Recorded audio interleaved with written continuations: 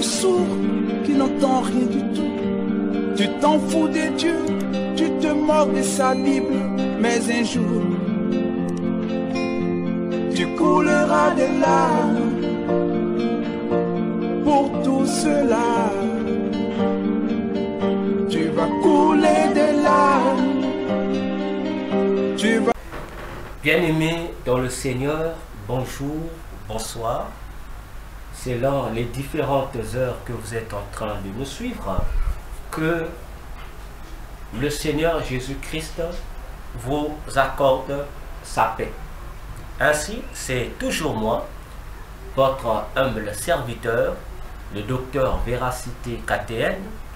Aujourd'hui, nous venons pour la deuxième partie de notre étude sur comprendre ton songe, partie 2. Précédemment, nous avons fait la deuxième partie, point A, et aujourd'hui, nous entamons avec le point B.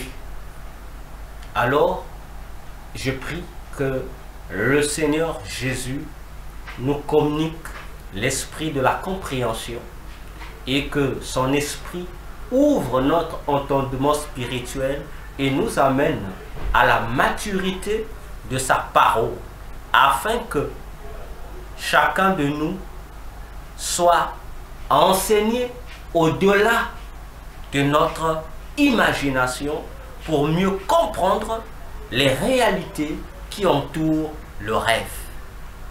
Amen. Bien-aimés dans le Seigneur, nous sommes en train de parler dans ce deuxième volet de comprendre ton rêve sur les épreuves du paradis.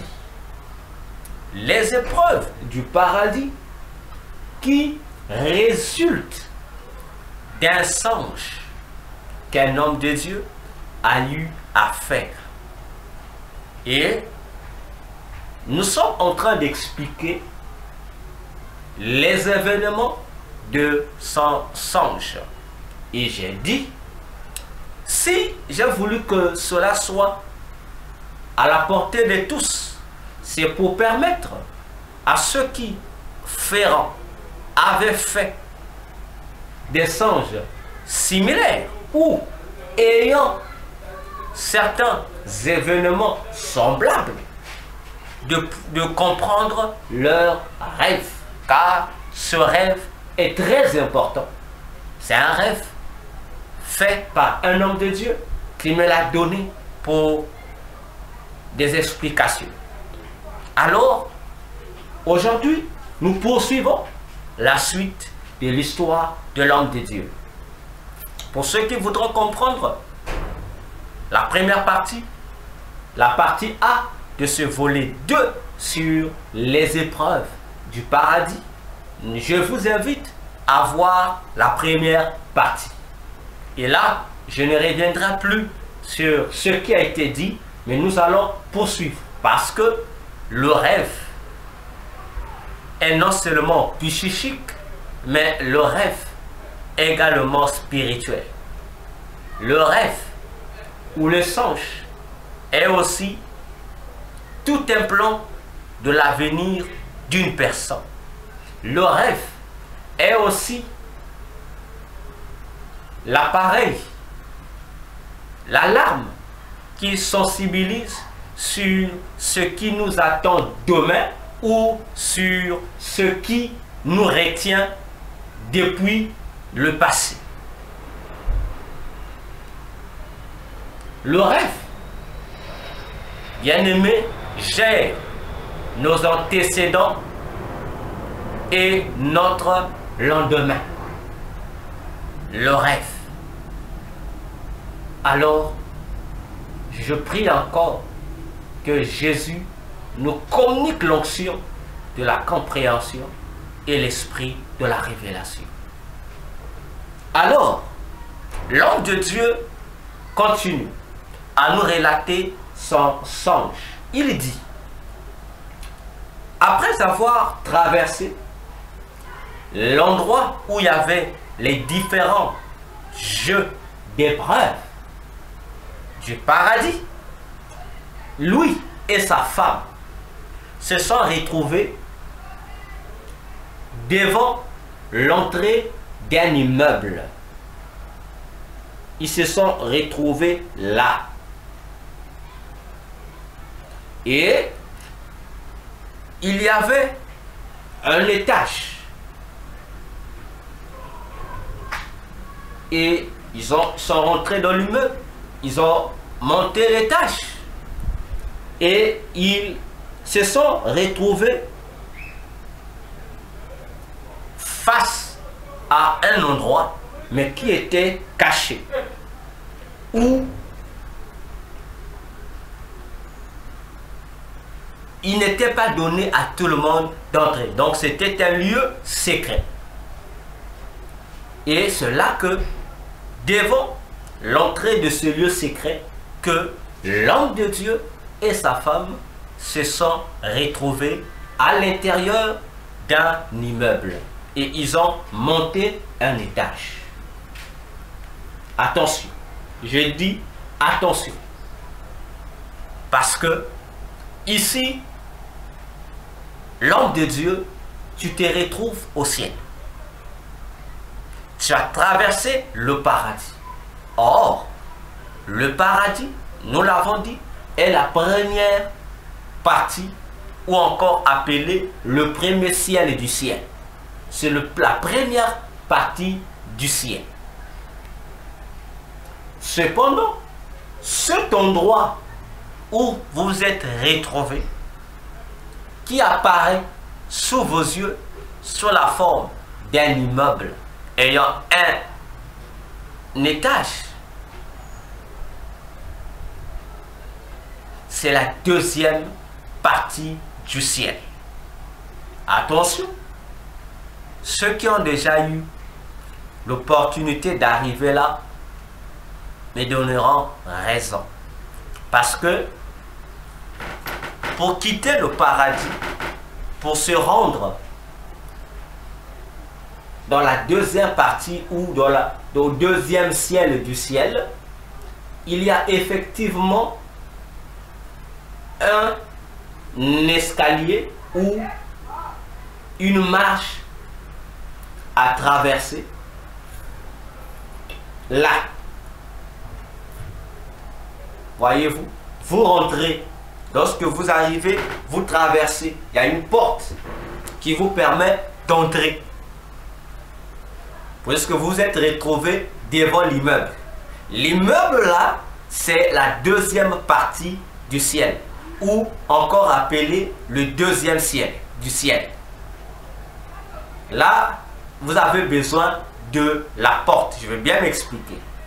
Donc, pour quitter le paradis, afin de se rendre dans la deuxième partie du ciel, que j'appelle souvent la ville sainte, ou la Nouvelle Jérusalem, c'est juste par une porte.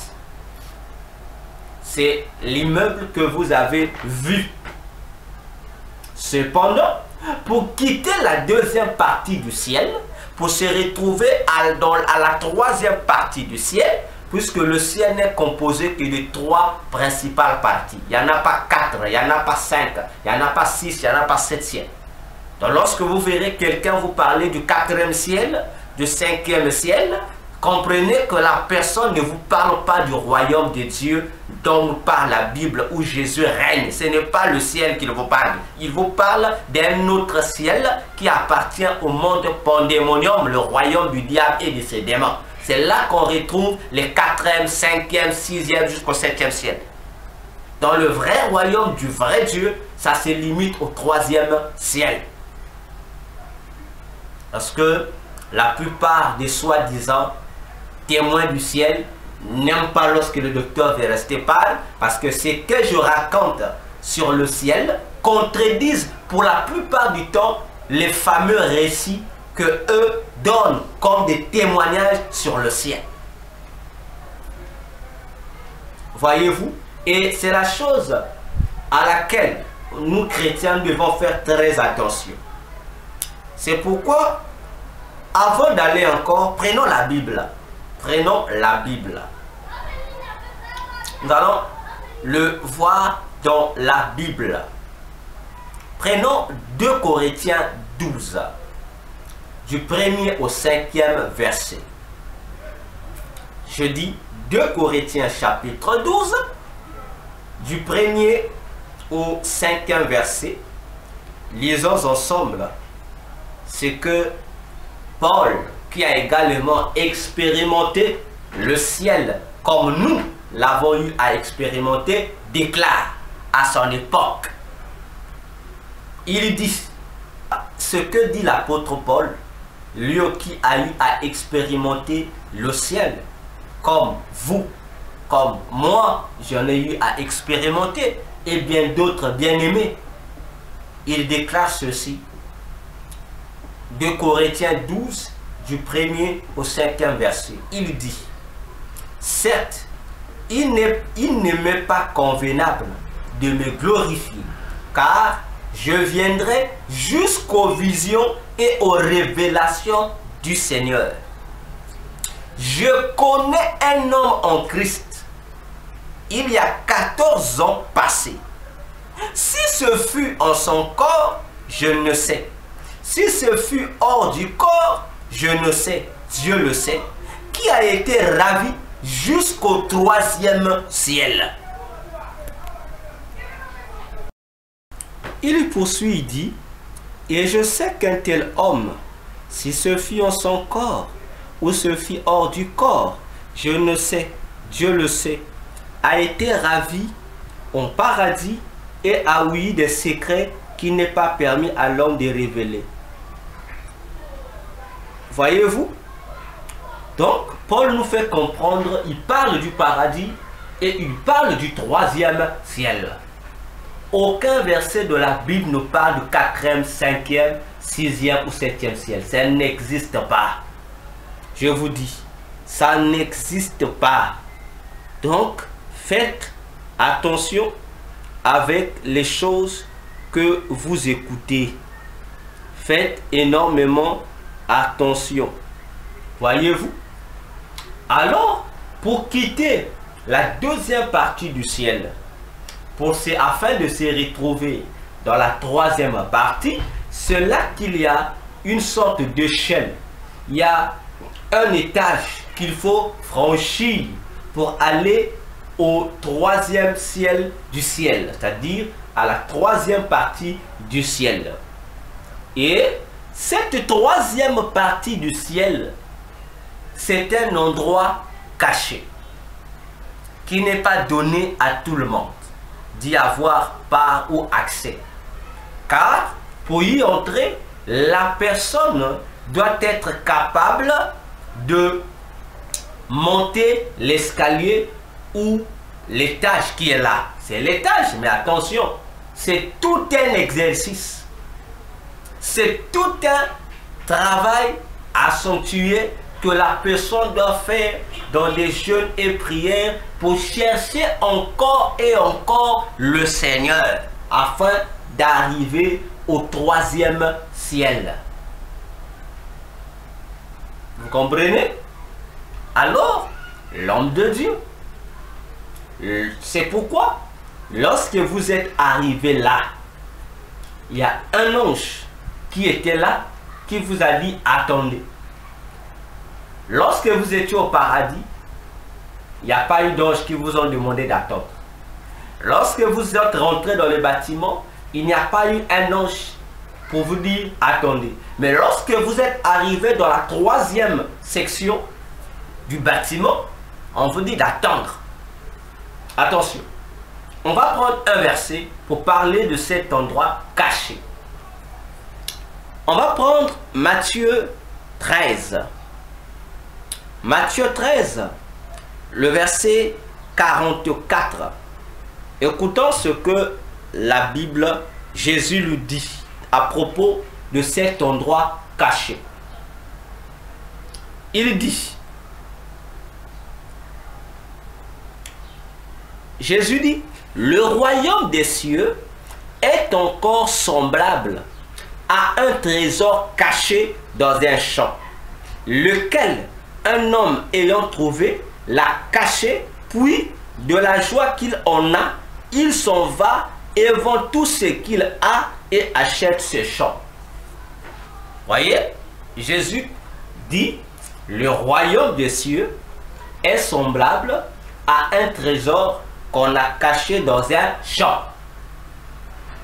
Et la personne qui trouve, à cause de la joie d'avoir trouvé ce royaume des cieux dans cet endroit caché, va et vend tout ce qu'il a pour avoir en possession ce royaume. Mais lorsque Jésus parle de cette parabole, cette comparaison, il parle de quoi? Le champ, c'est quoi? Le champ, lorsqu'il fait allusion au champ, il parle de quoi?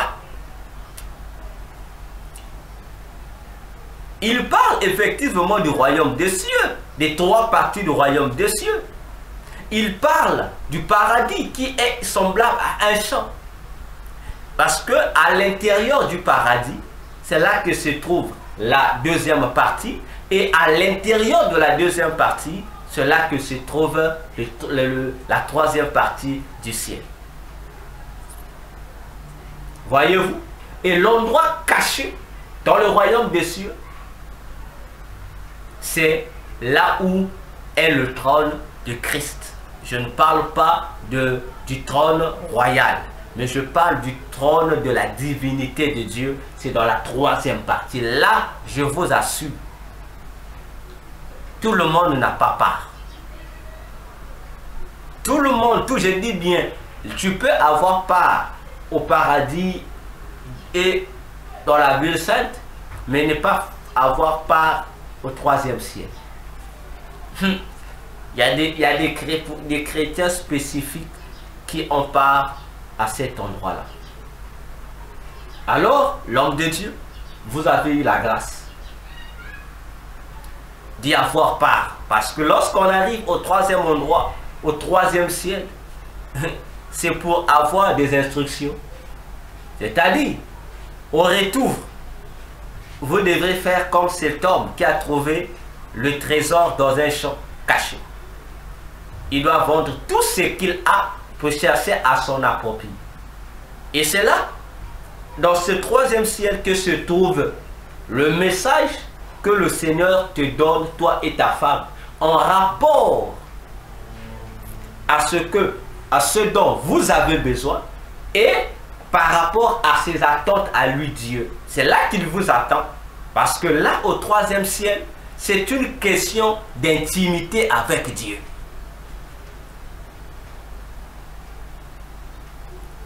La deuxième partie du ciel, c'est pour les serviteurs, les sacrificateurs.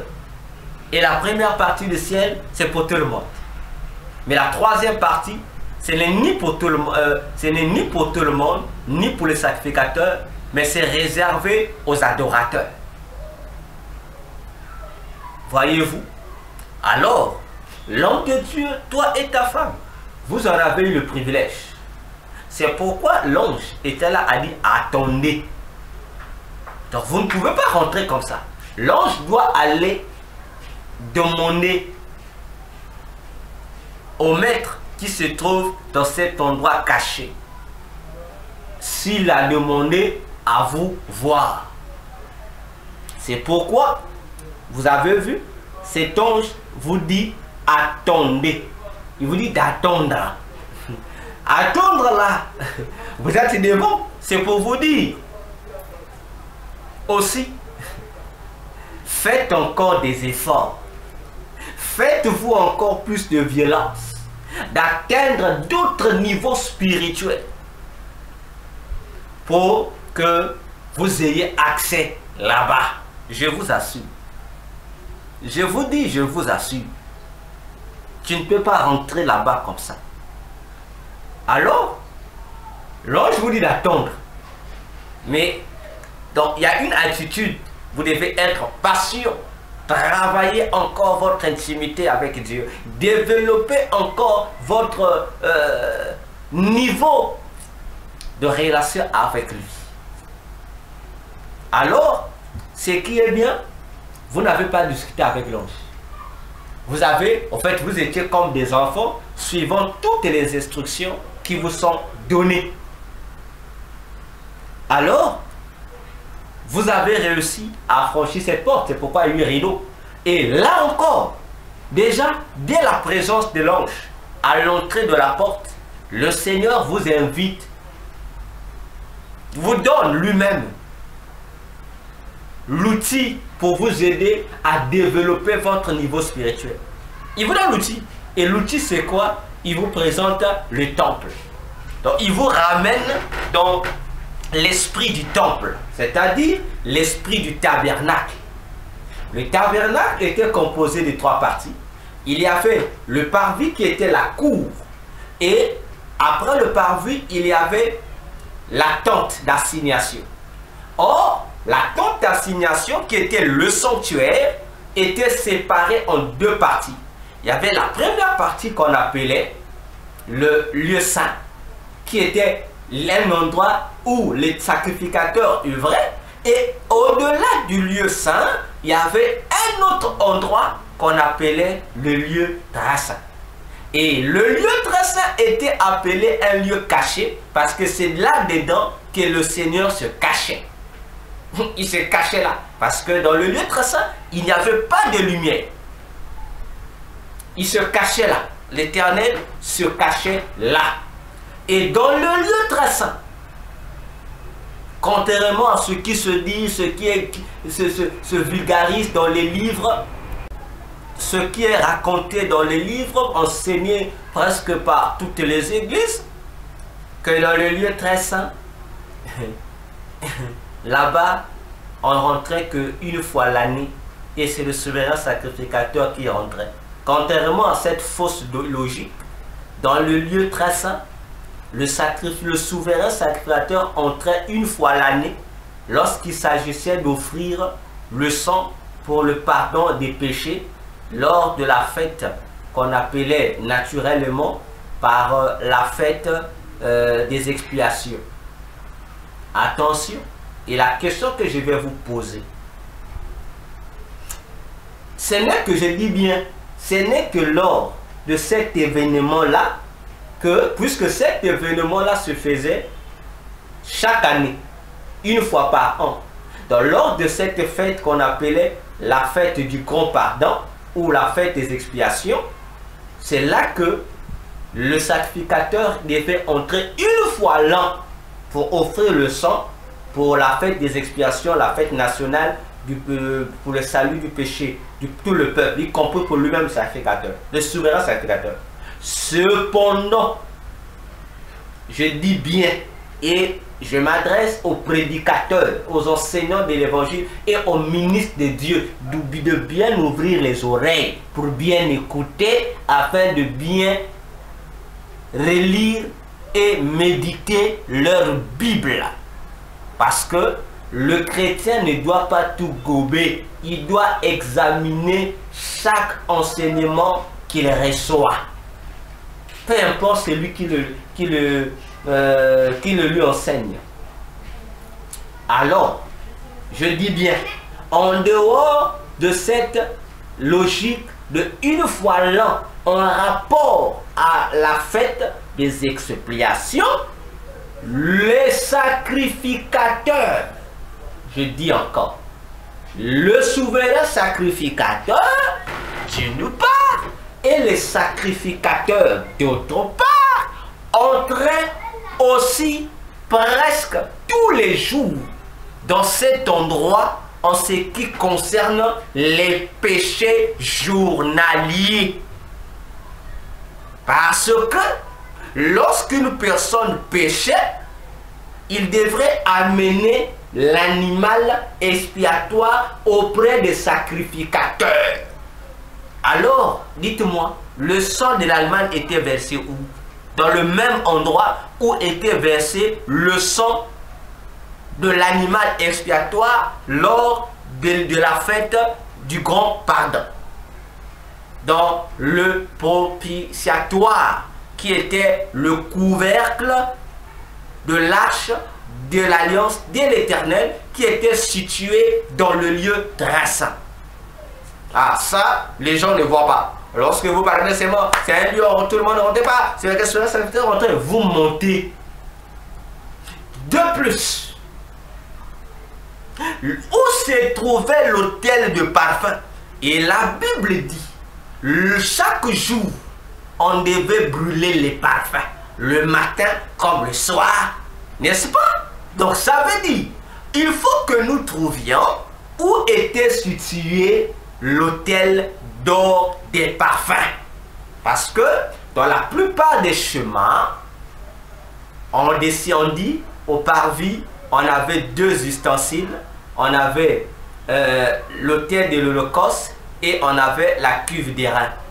Et dans le lieu saint, on dit, il y avait la table des pains de proposition, il y avait qui était face à face avec le chandelier, et au milieu, il y avait l'autel de parfum. Donc, la plupart des chrétiens, des églises, placent l'autel de parfum à l'entrée du voile qui sépare le lieu saint du lieu très saint, c'est-à-dire dans le lieu saint. C'est là où on place, alors que la Bible confirme que l'autel des parfums n'était pas situé dans le lieu saint, plutôt dans le lieu très saint. Donc, les trois endroits étaient composés chacun plutôt de deux ustensiles.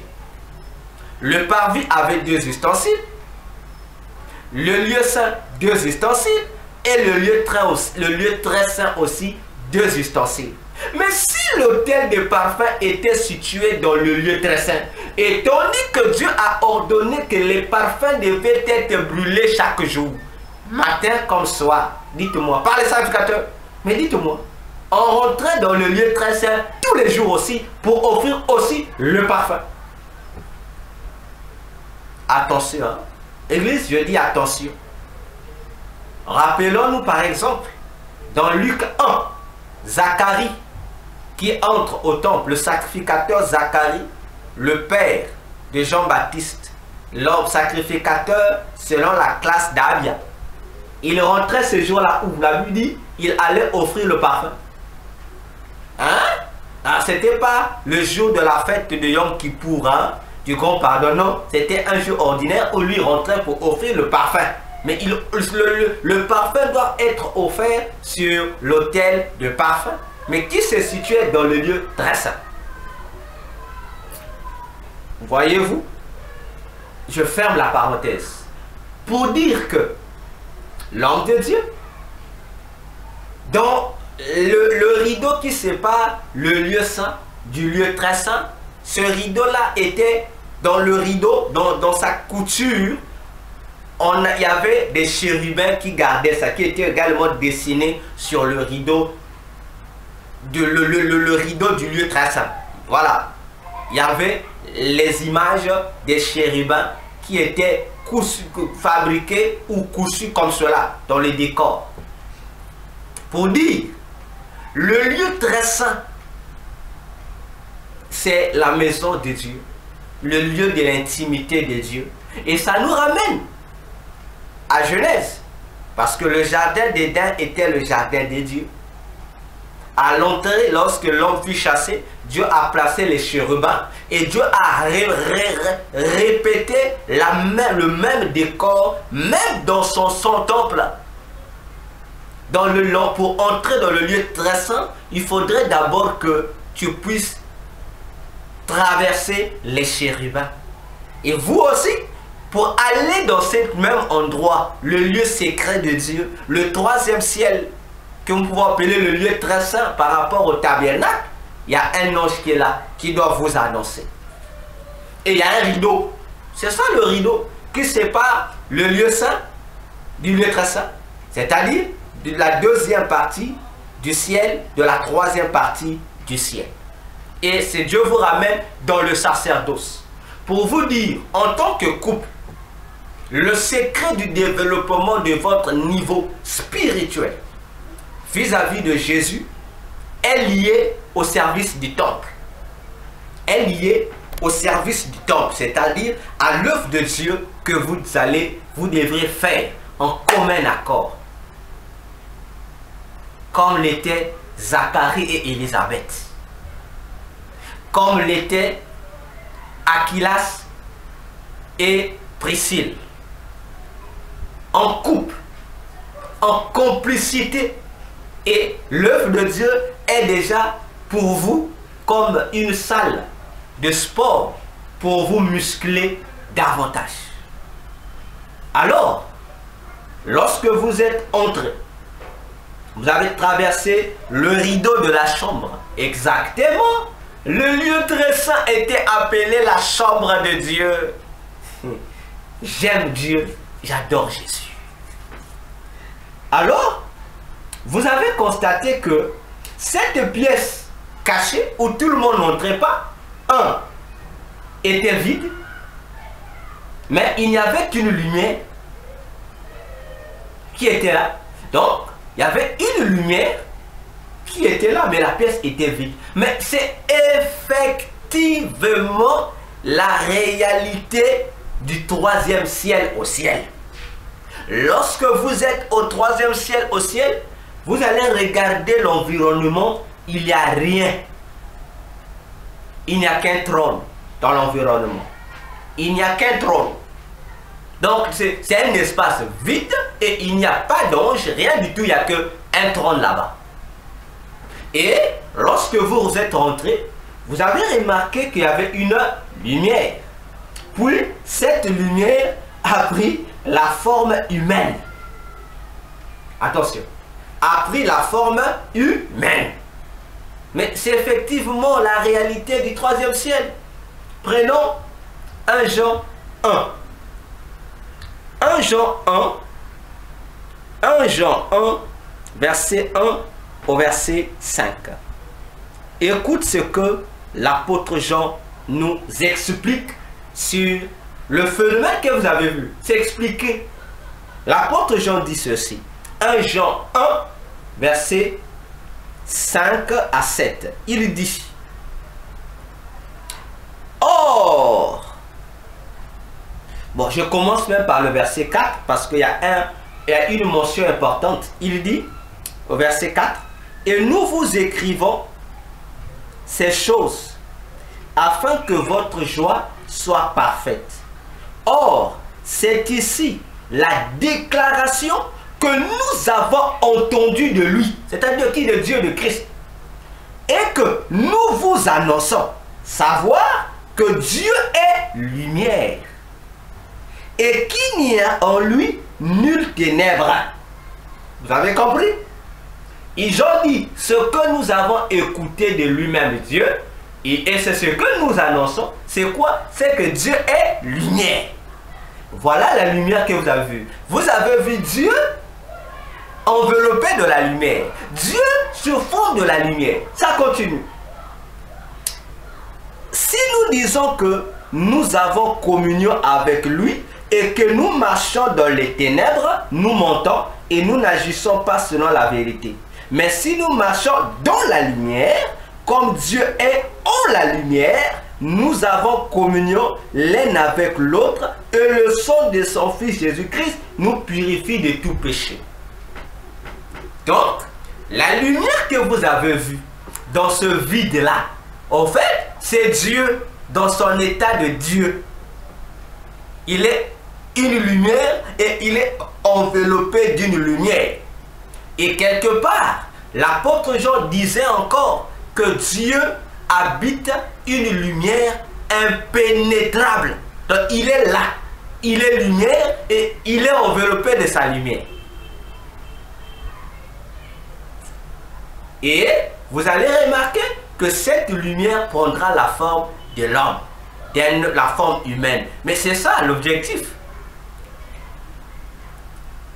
C'est pourquoi dans 1 Jean 1, le verset 3, vous allez comprendre le mystère. Parce que lorsque Dieu est dans sa forme de Dieu, il est lumière, c'est le Père. Mais lorsqu'il prend la forme humaine, il devient fils de Dieu. Il devient fils de Dieu. C'est normal. C'est cette stature que tu as vue. Ce changement de forme que tu vois. Il prend la forme humaine pour être humain. Et c'est ce que la Bible nous raconte. Jean chapitre 1 nous dit, au commencement était la parole était avec Dieu et la parole était Dieu. La parole était la lumière des hommes. Et on dit, la lumière est venue dans le ténèbre n'a pas reçu. Vous voyez le cheminement? Parce qu'il prend la forme humaine, pourquoi? C'est pour maintenant parler. Il prend la forme humaine, c'est pour converser avec vous. C'est là qu'il devient parole. Il doit maintenant parler. Vous donner des instructions. Vous expliquer les raisons pour lesquelles il vous a invité là. Et répondre à vos diverses interrogations. C'est cela. Voilà pourquoi il prend la forme humaine. Et lorsqu'il prend la forme humaine, vous le voyez sous la forme d'un vieillard. Exactement. Il doit prendre la forme d'un vieillard. Parce que là maintenant, il joue son rôle de l'ancien des jours. Et lorsque Dieu est l'ancien des jours, il est jeune, mais on l'appelle l'ancien des jours. En termes normaux, dans la logique humaine, il doit être un vieillard.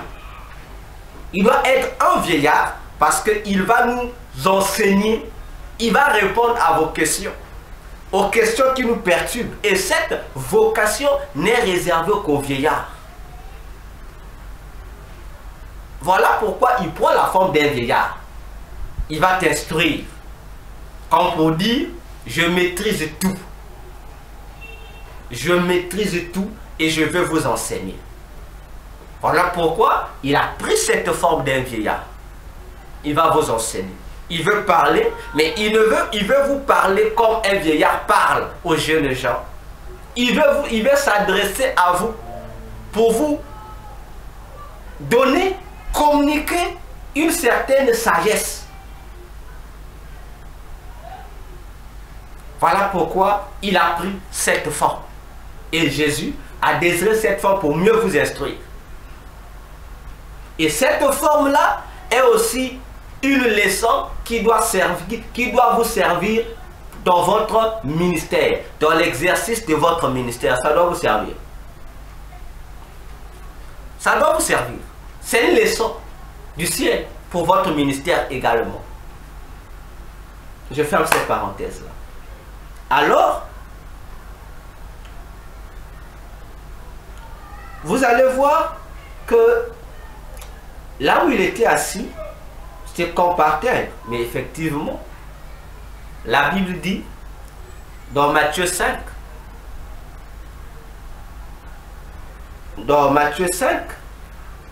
le verset 1 à 2, nous allons lire.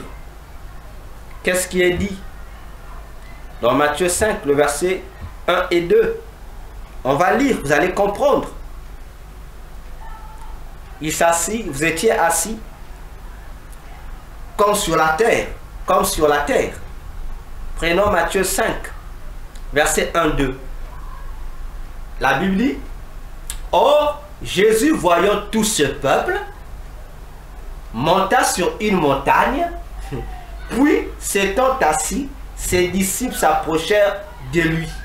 Et ayant commencé à parler, il les enseignait de la sorte. Vous avez compris? Il apparaît sous la forme d'un sage qui doit vous instruire dans la sagesse. Et vous devez vous asseoir. Et lui aussi, en fait, vous devez parler. Il va vous enseigner. Parce qu'il veut vous communiquer des informations qui doivent répondre à vos attentes. Et en même temps, vous montrer ses attentes à lui, Dieu Jésus. Alors,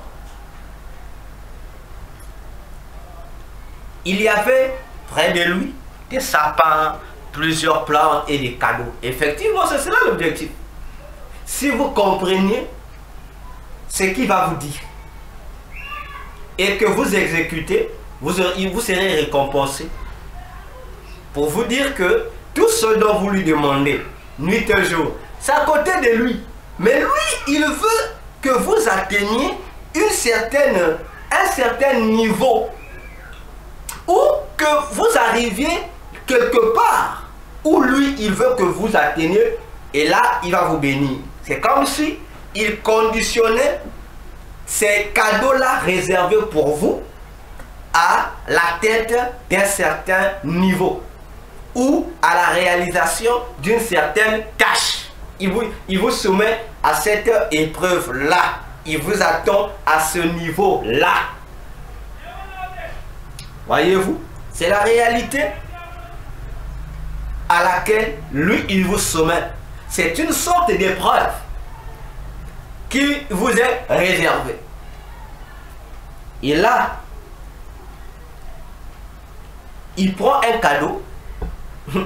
Il prend un cadeau qui portait le nom d'une autre personne. Un cadeau portant le nom d'une autre personne, il vous le remet. Et le cadeau était un pantalon en digne qui était plus large que toi. Un pantalon digne qui était plus large que toi. Je pense ici, je ne cesse de le répéter que ton ministère, c'est de remplacer un autre ministère. Je pense que tu t'en souviens. Prendre un cadeau qui était réservé à une autre personne et donné à une autre personne, ça veut dire que la personne là qui devait bénéficier de ce cadeau a échoué et une autre personne prend sa place. Et il te remet, il te dit que les récompenses qui étaient réservées à celui qui fut déçu, maintenant te concernent toi. Prenons Jean. Prenons le livre de 2 Jean. 2 Jean. On va écouter ce que l'apôtre Jean nous explique là-bas. 2 Jean 8. L'apôtre Jean dit ceci. Il met en garde les chrétiens. Il dit: prenez garde à vous-même, afin que vous ne perdiez point ce que nous avons fait, mais que nous en recevions une pleine récompense.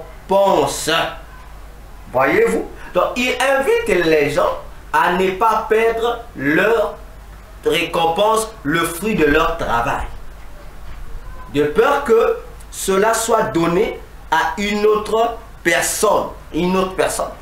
C'est ça là, parmi les lois du ciel. Au ciel, il n'y a pas de place perdue. Lorsque tu chutes, la branche est remplacée par une autre branche. Donc si toi tu décales, si toi tu te sépares de Christ, ton poste sera remplacé automatiquement par une autre personne. Et si tu ne reviens pas aussitôt, sache-le que les récompenses qui étaient réservées à ton travail seront données à une autre personne. Voilà, c'est ce à quoi Dieu te montre. Et lorsque le Seigneur te montre un pantalon digne, voyez-vous, un pantalon en digne. D'abord, c'est un pantalon qu'on t'a donné. On donne le pantalon. On donne le pantalon. Mais c'est un pantalon qui est plus large que toi. Autrement dit, comme on dit chez nous au Congo, c'est un pantalon qui est trop long par rapport à toi. En fait, le pantalon là, c'est ça le ministère que Dieu te donne. C'est le ministère qu'on te donne, le ministère de l'autre qu'on te donne. Maintenant, et c'est ici que se révèle l'épreuve, se révèle la chose que Dieu attend que tu fasses pour qu'il te donne à son tour ce qui te revient du droit. C'est que tes pieds doivent être capables d'avoir les mêmes dimensions que la largeur de ce pantalon. C'est-à-dire, et toi et le pantalon, donc le pantalon doit suffire sur ta partie inférieure. Donc tu dois porter, toi et le pantalon, vous devez être à 1. Vois-tu? toi et le pantalon, vous devez être un. Donc dès que tu dois mettre le pantalon, on ne doit pas voir que le pantalon soit plus large que toi. Mais il faut qu'on voit que le pantalon, c'est ta mesure. C'est là l'exercice que Dieu vous donne. Il attend là. Il te donne cet exercice-là. Donc c'est à toi de tout faire pour être un avec ce pantalon. Donc, s'il faut dire humainement parlant, il faut que tu te fasses pousser les pieds encore de sorte que la largeur du pantalon soit égale à la largeur de tes pieds. Vois-tu? C'est ça l'objectif.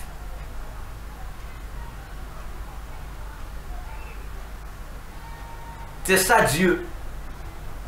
C'est ça Dieu. Donc Dieu veut ton épreuve, c'est ça. C'est pourquoi dès le début, les épreuves là, il te l'a dit, ça ne te concerne pas. Mais il a voulu te communiquer, comme je l'ai dit, une sagesse. Donc te parler, te donner des solutions, te répondre à tes attentes. Mais en utilisant un langage des sages, des vieillards.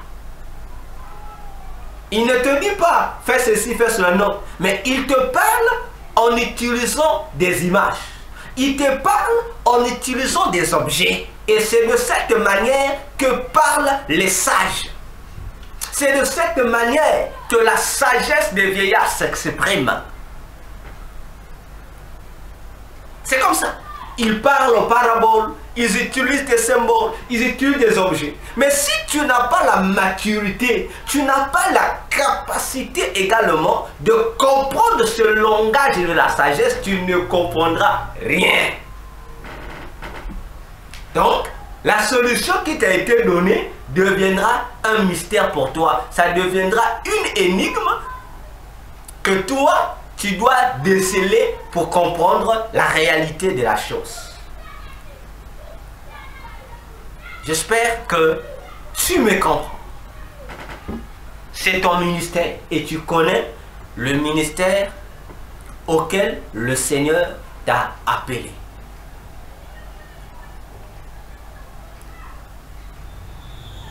Alors, il faut que tu prennes conscience, tu es le remplaçant d'un serviteur déchu. Je ne cesse de te le répéter. Dans Matthieu 21, bon, on va le lire aussi, ça va aider. Prenons Matthieu 21. Matthieu 21, on va voir ce que Jésus a dit quelque part. Matthieu 21, verset 43, verset 43. Alors, Jésus dit ceci aux chefs religieux. Je dis bien, il s'adresse aux chefs religieux. Jésus s'adresse ici dans Matthieu 21, le verset 43, aux responsables de l'œuvre de Dieu. Il leur dit ceci. C'est pourquoi,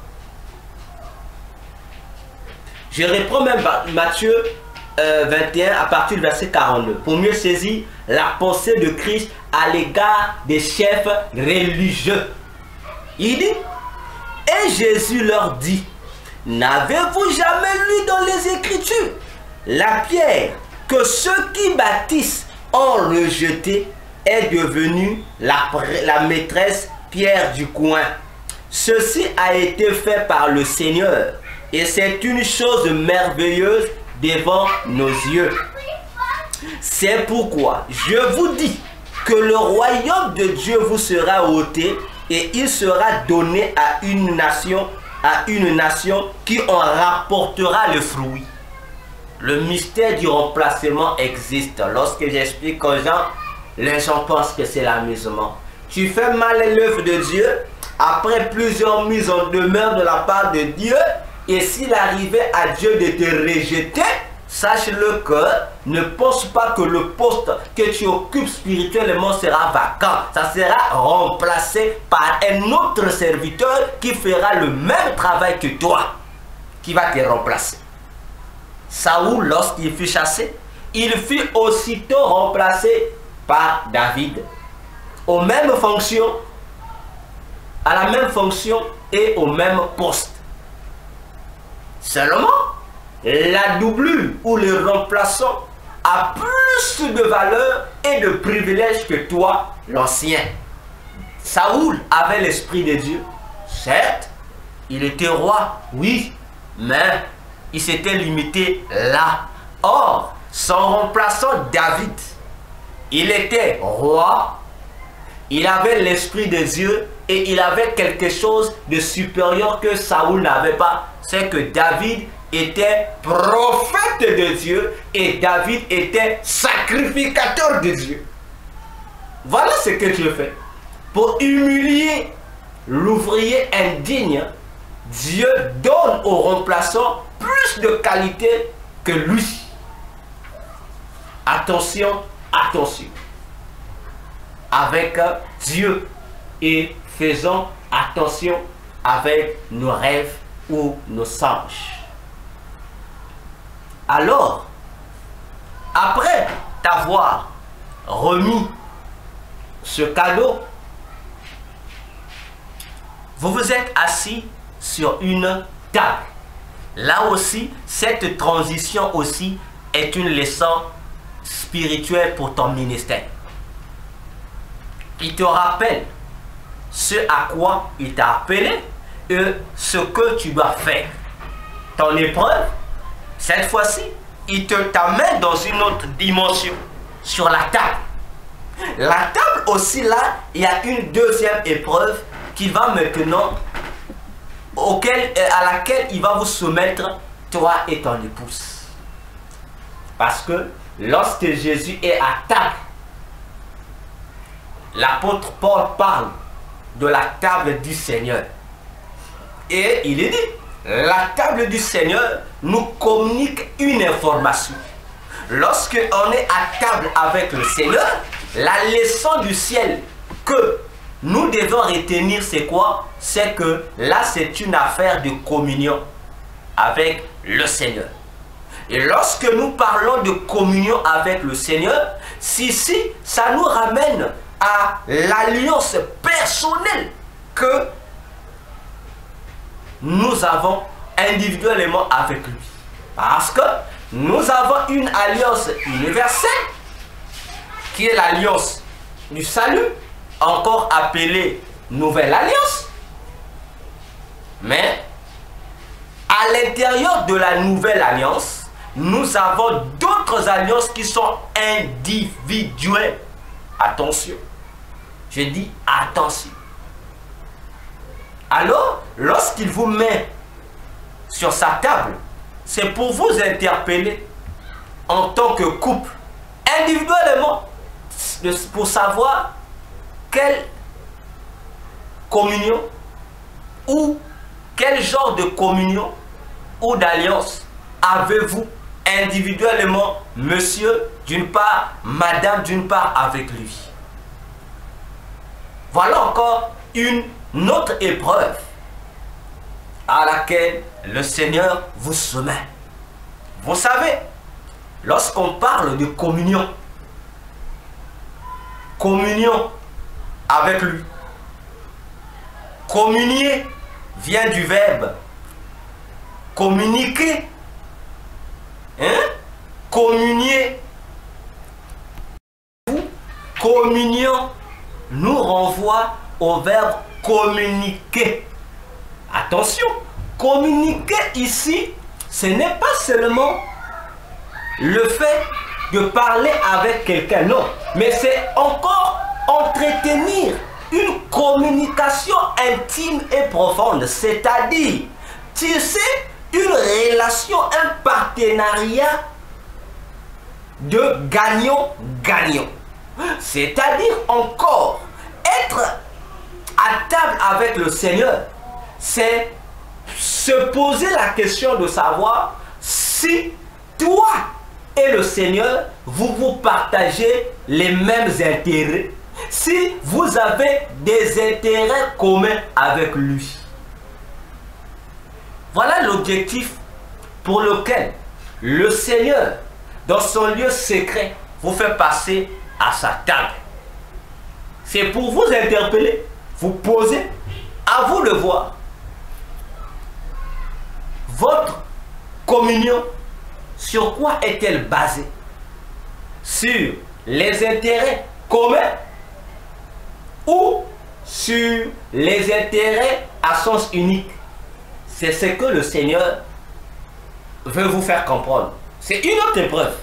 C'est à vous de réussir l'épreuve. Parce qu'il veut que vous soyez un. En tout et pour tout.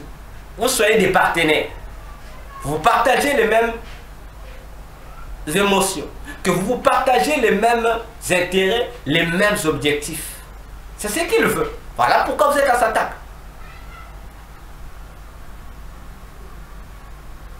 C'est pourquoi il dit, il n'y a que les amis, ceux qui sont ses amis, qui auront droit à sa table au ciel. Il n'y a que ceux qui sont ses amis, qui auront droit à sa table au ciel.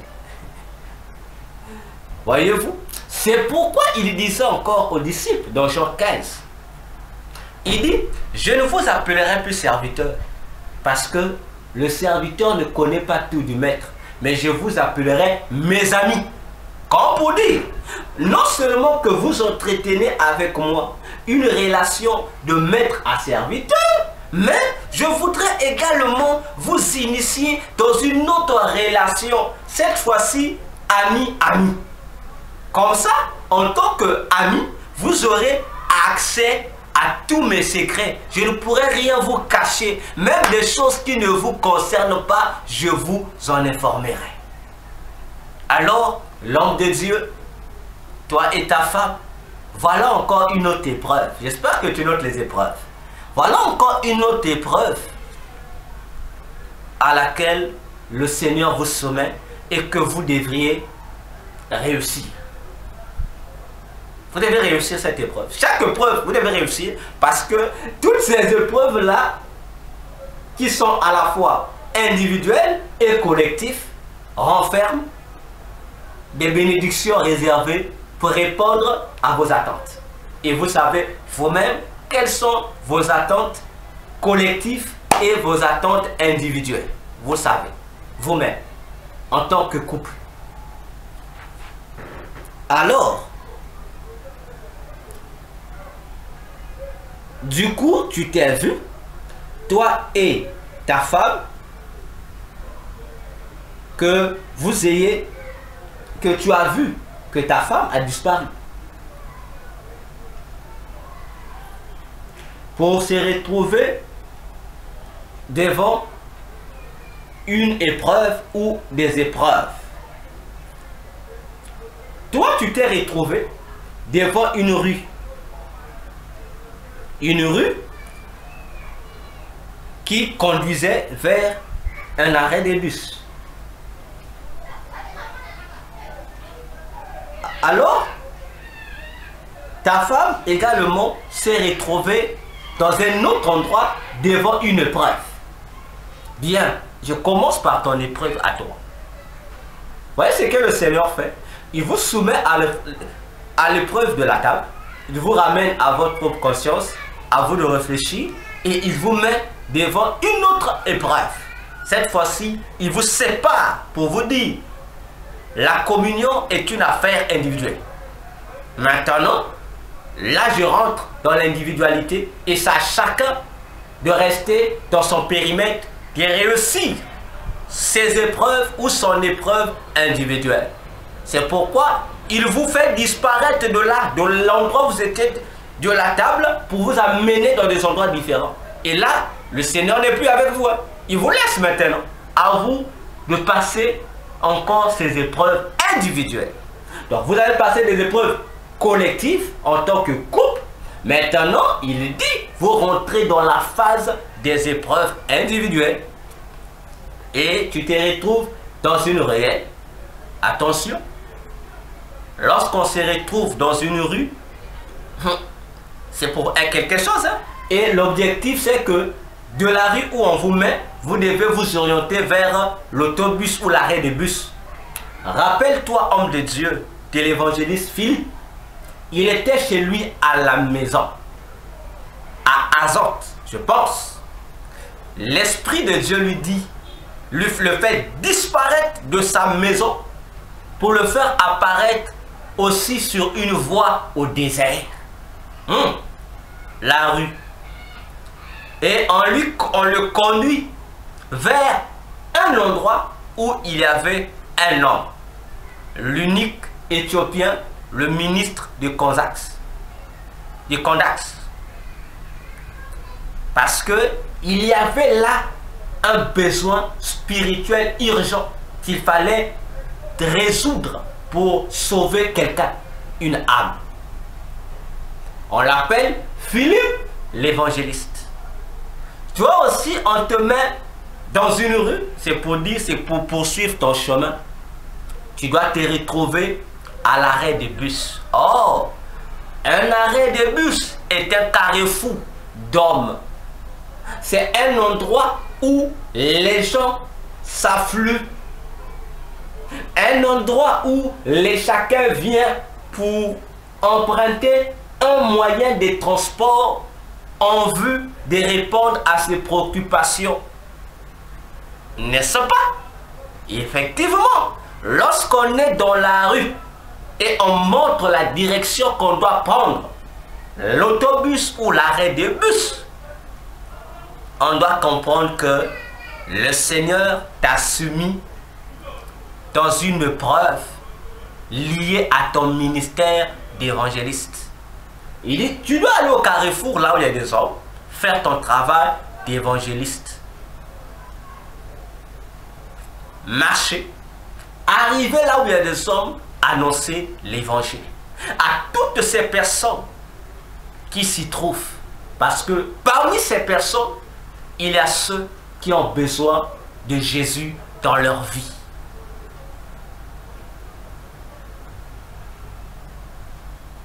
Voilà. Et là, lorsque le Seigneur t'a parlé de l'égoïsme, te parler dans le sens de dire égoïste, c'est là la réponse. Il dit, pendant que tu lui demandes, le Seigneur veut que vous puissiez partager les mêmes intérêts. Les mêmes intérêts. Parce que toi, tu veux qu'il fasse pour toi. C'est bien. Mais le Seigneur attire aussi ton attention vers ce qui est prioritaire pour lui. C'est quoi? C'est d'aller soulager d'autres âmes qui se trouvent dans les carrefours. D'autres âmes qui se trouvent dans les rues, et etc. etc. Honnêtement, il veut te faire comprendre. Il veut te ramener dans son principe divin. Qui dit, le plus grand dans le royaume des cieux, ce n'est pas celui qu'on sert. Plutôt, c'est lui qui sert les autres. C'est lui qui devient serviteur des autres. C'est pourquoi tu as eu l'impression, tu voulais comprendre dans quel sens le Seigneur parlait de l'égoïsme. C'est dans ce sens-là. Pour te dire, pour moi le Seigneur, si vous êtes en communion avec moi, alors vous devez partager les mêmes passions, les mêmes priorités que moi. Or, ma priorité à moi, Jésus, c'est que les âmes soient d'abord sauvées et en retour, l'instrument utilisé pour le salut des âmes recevra sa récompense. Voilà pourquoi il t'a mis dans la rue et il t'oriente vers le carrefour. Comme on dit, fais d'abord l'œuvre, les cadeaux sont là pour toi, mais sers les autres et moi à mon tour je te servirai. Voilà le message que le Seigneur te donne.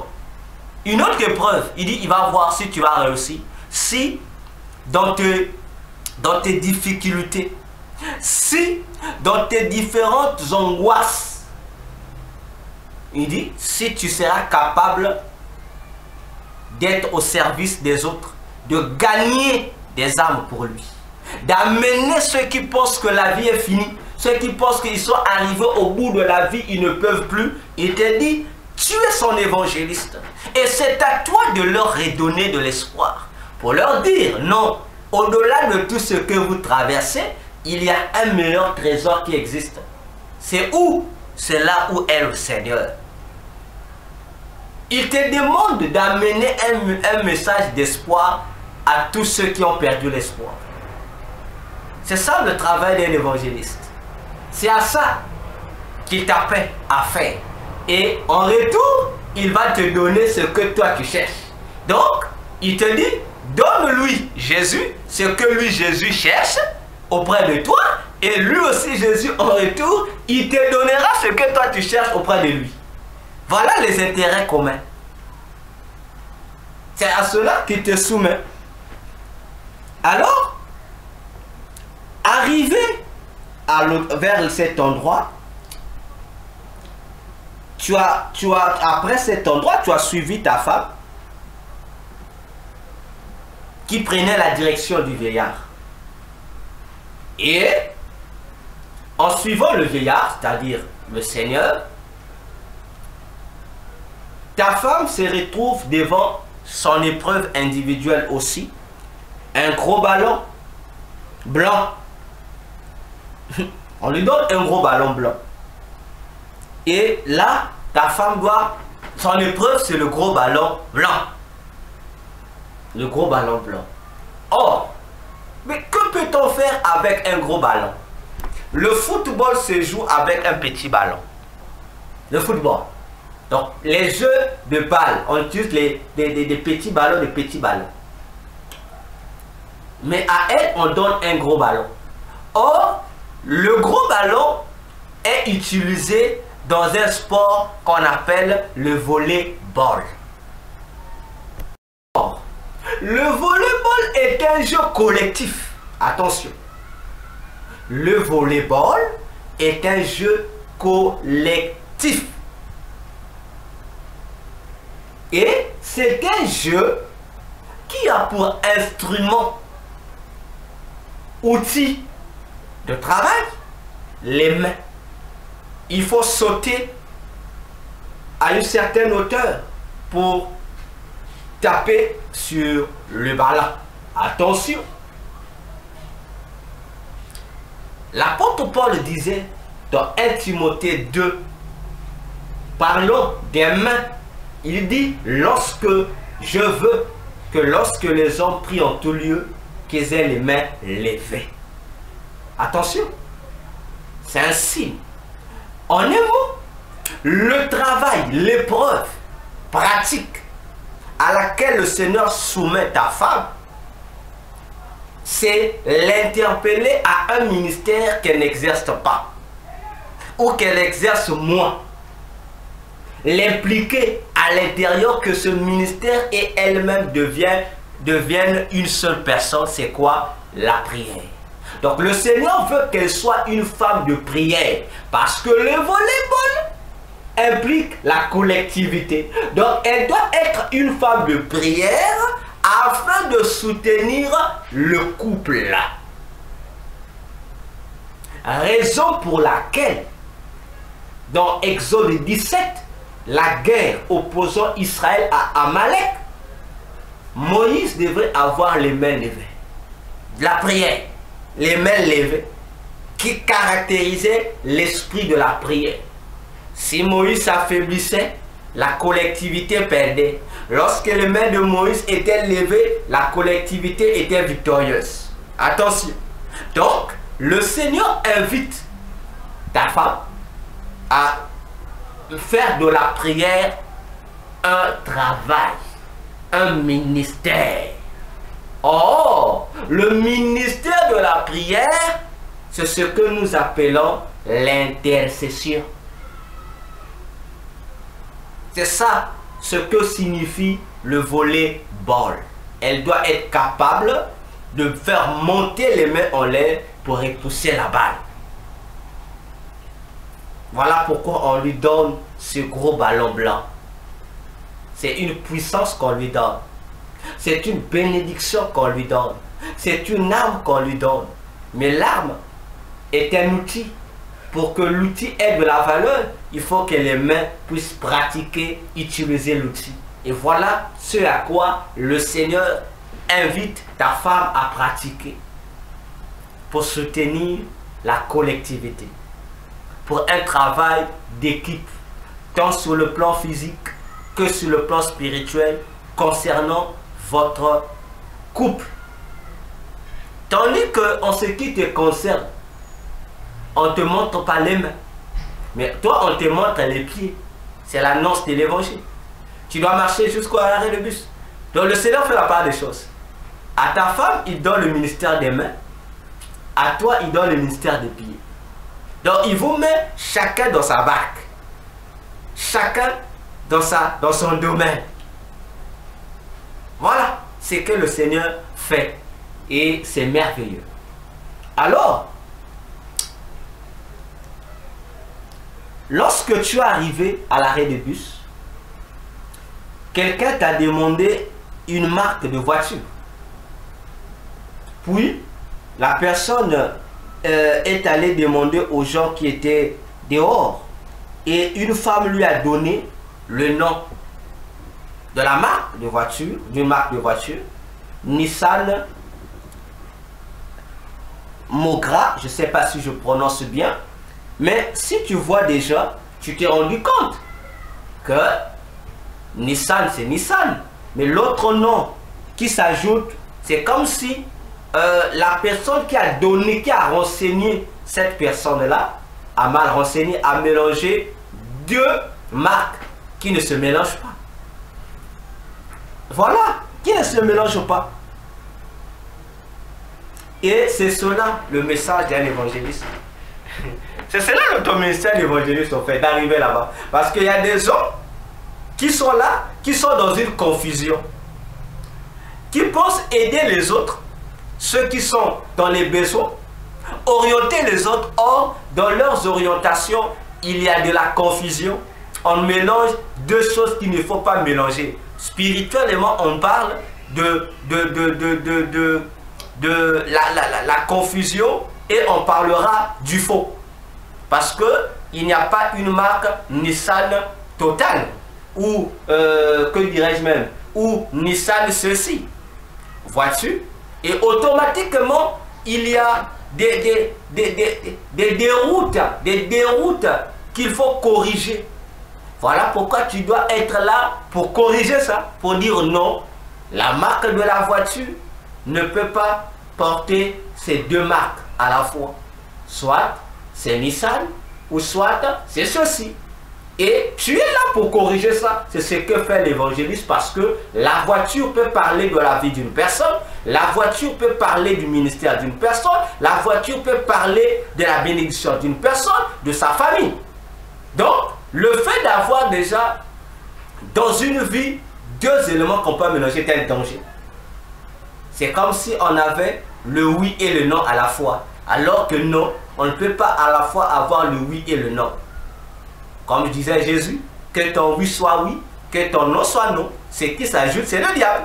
En un mot, le Seigneur veut que ces personnes qui sont dans la confusion, qui confondent le bien et le mal, que toi tu y arrives pour établir la distinction, pour leur montrer, leur donner la facilité de discerner le vrai du faux, les ténèbres de la lumière, Dieu et Satan, en un mot, la vérité et le mensonge, pour leur permettre de mieux situer leur vie, leur famille, leur bénédiction et que sais-je encore. Voyez-vous, voilà l'objectif que le Seigneur te donne, toi et ta femme. Voilà en ce qui concerne cette première vision que tu as eue. Que Dieu vous bénisse. Merci pour votre attention. Aidez les autres à comprendre leurs rêves. Car Pierre disait dans 1 Pierre 4, le verset 10 à 11, que chacun mette à la disposition de l'autre le don qu'il a reçu de Dieu. Je vous ai partagé, donnez ce que j'ai reçu de Dieu, à vous de faire votre part. Nous allons nous retrouver dans la troisième partie de ce deuxième volet sur comprendre ton rêve. Et dans la troisième partie, nous allons parler de la vision que le même homme de Dieu a eue après avoir fait ses songes. Que Jésus vous bénisse. Merci. C'était moi, le docteur Véracité KTL. À bientôt.